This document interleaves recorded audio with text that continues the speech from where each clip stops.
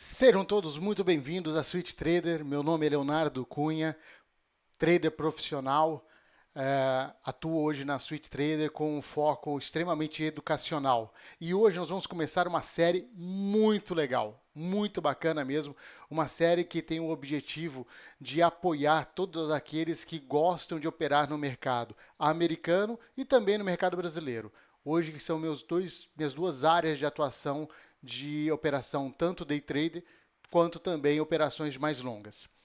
Mas eu começo com um indicador que é muito importante e eu fiz questão de começar com ele. Nós vamos ter uma série de indicadores e o entendimento do porquê esses indicadores. E por que eu fiz essa série e quero fazer de uma forma bem bacana para você? Porque muitas das vezes a gente tem que entender o que acontece e o que motiva o mercado e os seus movimentos. E a gente não sabe o porquê.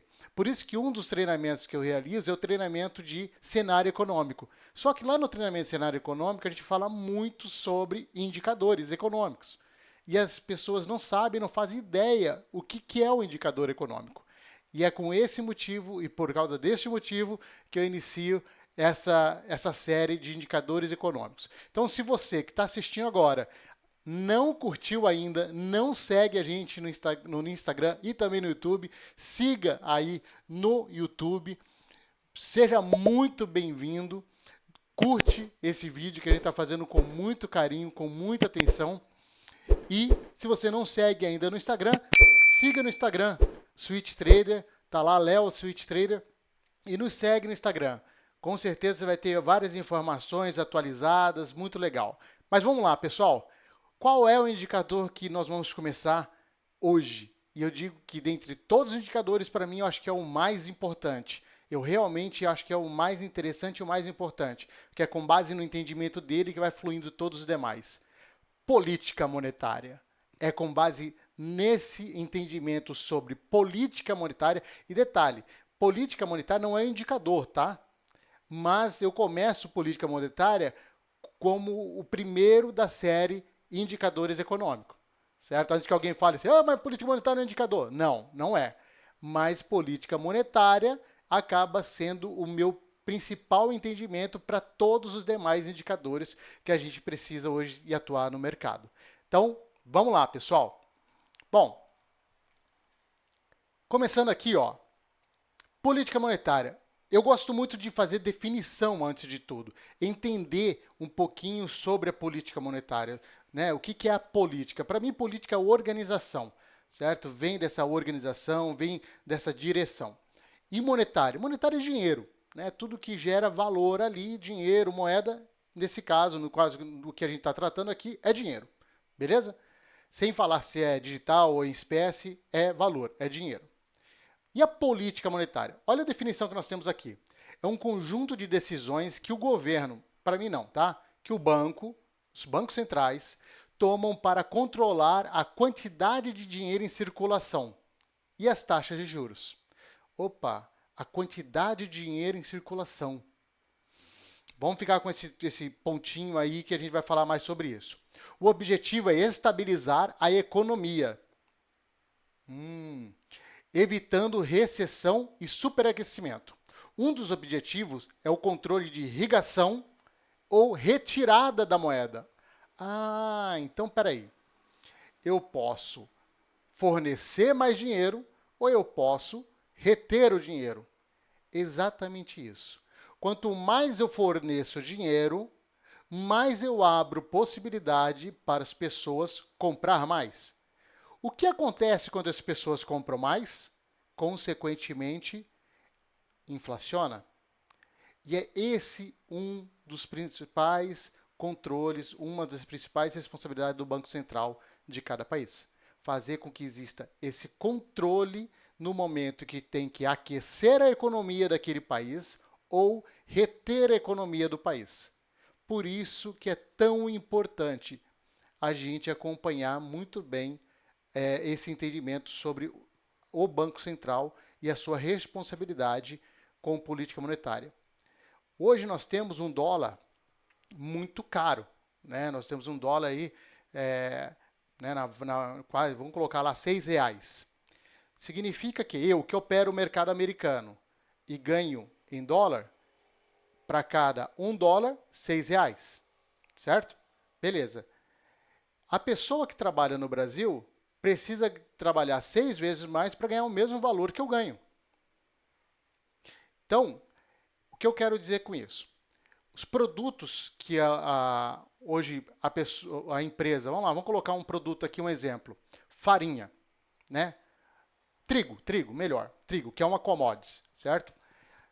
Ela é vendida para o exterior em dólar. Quanto mais caro está o dólar, mais caro fica, é bom para exportação, em contrapartida, o mesmo seu João, que tem a padaria e compra o mesmo trigo para produzir o pão, vai ficar mais caro.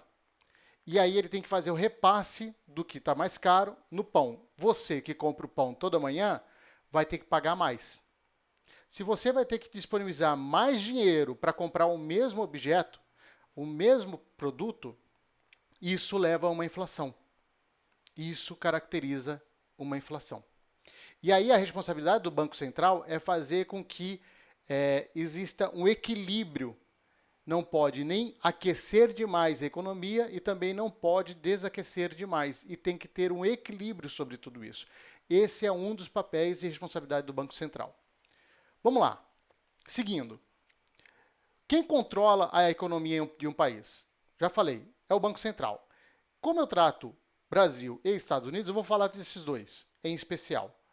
No caso dos Estados Unidos, é o Federal Reserve, que também é conhecido como Fed, nos Estados Unidos, e no Brasil nós temos o Banco Central brasileiro. Esse Banco Central, nos Estados Unidos, o presidente atual dele é um cara chamado Jerome Powell. E no Brasil é o Roberto Campos Neto. Diga-se de passagem, um dos melhores, se não o melhor no mundo, presidente de um banco central. O Roberto Campos Neto é um cara extremamente premiado, extremamente técnico. E se nós não tivemos uma crise até hoje substancial na economia brasileira, muito foi com base às fortes decisões dele, lógico, e de todos os membros que levam a essas decisões, porque só o voto dele sozinho não dá. Posterior para o ano 2025, vai ter uma substituição, saindo o Roberto Campos Neto e entrando o Galípolo. O Galípolo, ele é um cara escolhido pelo governo. Hoje eu não sei como que vai ser o perfil dele. Rezo e peço ao grande bom Deus que o perfil dele seja um perfil completamente direcionado à técnica e não a uma visão governamental. Mas voltando, pessoal, eu coloquei 3 pontos aqui sobre definição do controle de um banco central. Definir a política monetária através das suas taxas, supervisionar as instituições financeiras e garantir a eficiência do sistema de pagamento. Esse é, basicamente, algumas das funções de um banco central. No caso do Federal Reserve, é um conjunto de 12 bancos. Só para você entender, o Federal Reserve tem hoje uns membros que a gente chama de Fed Boys, né? E tem também a mulher. E esses membros, eles são membros votantes, alguns deles votantes, e com base na reunião que dura 2 dias, eles tomam a decisão de aumentar os juros, a taxa de juros do país, ou retirar a taxa de juros do país. Eu falei um negócio no início e vou mais para frente relacionado à taxa e o aquecimento que você vai entender bem. Além do controle da inflação, o Fed tem o objetivo de promover o pleno emprego. Não é só o Fed, na realidade o Banco Central tem esse objetivo. Quando você aquece a economia, você proporciona à empresa, às indústrias, a captação de novos investimentos. Quando você gera novos investimentos, você gera novos empregos. Gerando novos empregos, consequentemente, você tem o pagamento dos seus salários, que gera desses funcionários compra dos produtos e vai aquecendo toda uma economia. Entenda uma coisa muito importante. Política monetária, Banco Central é uma cadeia de entendimento. Você precisa entender que existe uma cadeia sobre tudo isso. Fechado? Que mais aqui? De pleno emprego. Ao longo prazo, sem um parâmetro fixo, né? Tá, beleza. Vamos para o próximo aqui, ó. E o que o Banco Central usa para esse controle? Essa, para mim, é um dos principais motivos que me levou a fazer essa série de vídeos sobre indicadores econômicos. Por quê? O Banco Central de um país, ele precisa de informações, certo? E com base nessas informações relacionadas ao emprego, a informações relacionadas à inflação, como que está a inflação, como que está a produção interna bruta, como que está N situações, a parte imobiliária, né, a renda da população, ele junta todo esse conjunto de informações e com base nesse conjunto ele consegue perceber se a economia está ascendente ou descendente. Vamos lá, vamos entender melhor. Vamos pegar os Estados Unidos, que eu acho que é muito bom para ser a nossa referência. Os Estados Unidos tem como meta manter a sua economia com 2%. Tudo acima vai levando a um aquecimento. Chega num determinado momento que a economia está tão aquecida, está tão pulsante, que vai aumentando o custo sobre tudo isso, inflacionando a economia. Certo? Beleza. Então significa que a população está com mais dinheiro e para comprar o mesmo bem, ele precisa de mais dinheiro. E quanto mais você vai precisando de dinheiro, mais dinheiro, mais dinheiro, mais dinheiro, isso é ruim. Por quê? Porque eu preciso de muito mais dinheiro para comprar o mesmo objeto. Certo? E aí o que o Banco Central faz? Ele faz uma atividade que a gente fala que é contracionista. Ele estimula para que exista uma contração. Beleza. Eu vou seguir com isso mais para frente e nós vamos retomar mais o detalhe. Mas o que o Banco Central entende sobre os indicadores?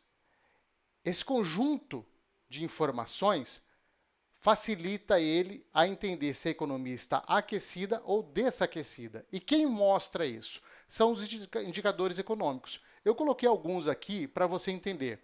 Tem o PIB, tem o CPI, PPI, PMI, JOLTS, Payroll, ADP, imobiliário e vários outros indicadores.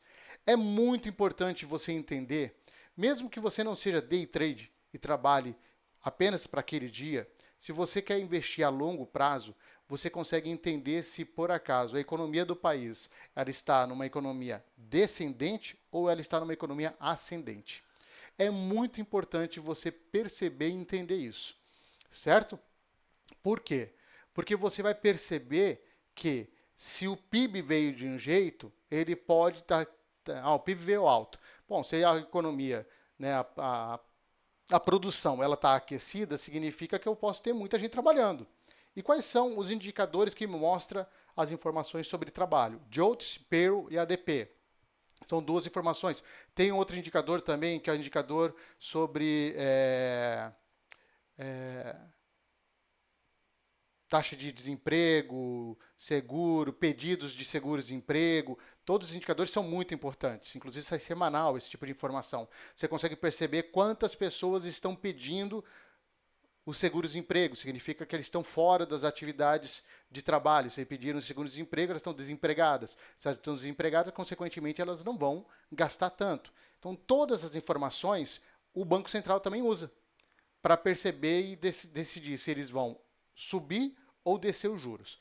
Diga-se de passagem, falando aí dos Estados Unidos, mais uma curiosidade, os membros são votantes, eles votam para que o presidente, que no caso Jerome Powell, faça o anúncio da decisão de aumentar a taxa de juros ou reduzir a taxa de juros. E trimestralmente sai o relatório do Banco Central. Nesse relatório tem um gráfico chamado dot plot. Esse dot plot, ele sai todas as informações sobre os membros, se ele pode aumentar ou diminuir a taxa de juros num determinado período. 2024, 25, 26 e assim por diante. Léo, por que essa informação? Você que gosta de investir no mercado de ações e não no mercado de day trade, você sabe se por acaso a taxa de juros pode estar caindo ou a taxa de juros pode estar subindo. Quando você tem ela subindo, você tem uma ação na economia. Quando ela está caindo, você tem uma outra ação na economia. Então, isso tudo te facilita você poder investir em renda variável de forma mais assertiva. Mercado financeiro é informação. Se você tem informação, você entende os motivadores. Mercado financeiro não é cruza de média, a Fibonacci que apareceu, tudo isso ajuda muito, mas isso não é decisivo. Você precisa entender o que motiva para que você, tecnicamente, possa agir com mais segurança. Seguindo, pessoal. Bom, como eu mencionei, o Banco Central junta esse conjunto de indicadores que sai mensalmente, direto, com horário marcado. Se você quer saber aonde você pode pegar, no investing.com, tem lá calendário econômico. Qualquer coisa você pede aí no comentário, eu mando para você o link. Mas antes de mandar o link, eu quero pedir para que você que ainda não se inscreveu, se inscreva no nosso canal, que a gente está fazendo com muito carinho tudo isso. Essa luz, inclusive, é quente pra caramba, mas vamos lá. Se você não se inscreveu, se inscreva nesse canal. Nos ajude a fazer com que essa informação chegue para mais pessoas, certo? Porque tudo isso é feito com muito carinho para ajudar você que está iniciando nesse mundo de mercado financeiro a ter menos impacto negativo. Porque o calhamaço de informação hoje fornecido, ou ela é muito mentirosa, ou elas são informações mais complexas. E eu estou tentando trazer as informações mais esmiuçada possível. Qualquer coisa, se você quiser também, nós temos aí a possibilidade do treinamento, tanto a mentoria, quanto também o treinamento da Switch Trader. Mas seguindo, pessoal, quando ele recebe esse conjunto de indicadores, ele decide, né, os membros são votantes, aqui no Brasil são 9, se eu não me engano, com o presidente, né, e eles fazem a votação, e nessa votação, por isso que não é o presidente que decide sozinho, são os membros que fazem a votação, e aí eles votam se eles vão aumentar a taxa de juros ou reduzir a taxa de juros. Quando eles aumentam a taxa de juros, significa que, e se eles aumentaram, significa que eles estão tentando fazer com que a economia se torne contracionista. Significa que a economia está inflacionada e ela precisa desestimular a economia no país. Então, se aumenta a taxa de juros, aquele empresário, dono daquela indústria, aquele prestador de serviço, aquele empreendedor que queria pegar um dinheiro para ampliar a sua loja, ampliar o seu negócio, ele vai parar. Por quê? Porque a taxa de juros está mais elevada. Então ele vai segurar um pouco. Quando ele segura, consequentemente, ele revê os seus colaboradores. Revendo seus colaboradores, ele reduz também. Então ele vai desestimulando. Acaba mandando um embora, ou ele não faz aumento de salário, e ele vai desestimulando essa economia, certo? Por isso ele sobe a taxa de juros. Então, olha só, em base das informações colhidas pelo Banco do país, ele identifica a saúde financeira. Você tem que entender qual que é a saúde financeira do país no qual você quer atuar com seus investimentos. Fundos não faz atuação se não faz esse tipo de trabalho, impossível. Tendo que agir de forma de contração, a economia ou realize um aquecimento, que é a expansão na economia do país, com o propósito de equilíbrio econômico para evitar uma recessão. Então, quando você tem essa economia aquecida, né, você tem essa economia inflacionada, ela precisa segurar para que não inflacione mais. Então, ele vai lá e aumenta a taxa de juros. Faz com que, consequentemente, a economia comece a desaquecer, que é a atual situação. Hoje hoje nós estamos em novembro de 2024, então, nesse momento, a economia dos Estados Unidos ela vem desaquecendo, ele vem cortando devagar a taxa de juros. Já chegou a um determinado nível, 5,25, se eu não me engano, aí cortou 50 base points, depois cortou mais 25 e agora em dezembro vai ter o segundo corte. Diga-se de passagem, como eu mencionei para vocês, eles fazem o relatório trimestralmente, o primeiro, se não me engano, é maio, julho, setembro e agora em dezembro tem o segundo relatório e sai aquele gráfico que eu mencionei para vocês, que é o gráfico do dot plot. Beleza. Vamos pegar um outro exemplo diferente, que é a China. A China é o contrário. A China ela não está inflacionada. A China está precisando aquecer a sua economia, porque ela está muito abaixo do seu teto, do seu limite. Ela precisa jorrar, ela precisa instigar com que as pessoas investam mais, com que as pessoas gerem mais emprego. O que ela faz? Ela disponibiliza mais dinheiro para o país, certo? Então ela reduz mais ainda a sua taxa de juros para que aquele mesmo empresário vá lá e fale, opa, eu vou pegar esse dinheiro aqui, vou investir, vou contratar mais gente, vou atualizar minhas máquinas, comprar mais máquinas para que eu possa fabricar mais, vendendo mais. Então ele faz com que aqueça. Por isso nós temos um equilíbrio. Ele não pode nem aquecer demais e nem desestimular demais. Ele precisa ter um teto. No caso dos Estados Unidos é 2%. No caso do Brasil, se eu não me engano, é 4% ou 5%. Certo? Beleza. Eu acabei falando e antecipando, mas coloquei nessa imagem aqui, ó. Quando o risco de inflação está para cima, né, nós estamos com o país na saúde econômica dela mais inflacionado, ele vai e eleva a taxa de juros para que exista uma contração na economia. E quando está ao contrário, quer dizer, nós estamos com uma deflação, né, nós estamos já na meta, no teto lá 2%, no caso aqui do Brasil é 4 ou 5%, né, ele faz com que exista um aquecimento na economia.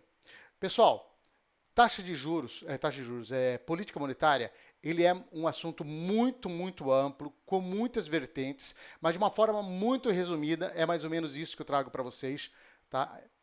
Caso você tenha mais alguma dúvida, estou à disposição. Entre em contato. Se você até agora não curtiu, curta o nosso trabalho, curta aí o nosso canal, nos ajude a divulgar cada vez mais o nosso canal, segue, nos inscreva e segue também no Instagram. Tá? Você é muito bem-vindo, agradeço demais a oportunidade de estar falando dessa série. E fique ligado que nós vamos ter agora todos os demais indicadores mais importantes, né? PIB, Payroll, ADP, JOLTS, PMI, PPI, CPI, e assim você vai entendendo essa sopa de letrinhas, como funciona e o que é cada um deles. Muito obrigado, espero que você aproveite esse conjunto de informações que nós estamos fornecendo. Nos acompanhe, que semanalmente a gente está fazendo o acompanhamento do mercado ao vivo, tá? Sempre no período da manhã, então qualquer coisa nos acompanhe também e fique com Deus e até a próxima, pessoal. Até mais. Tchau, tchau.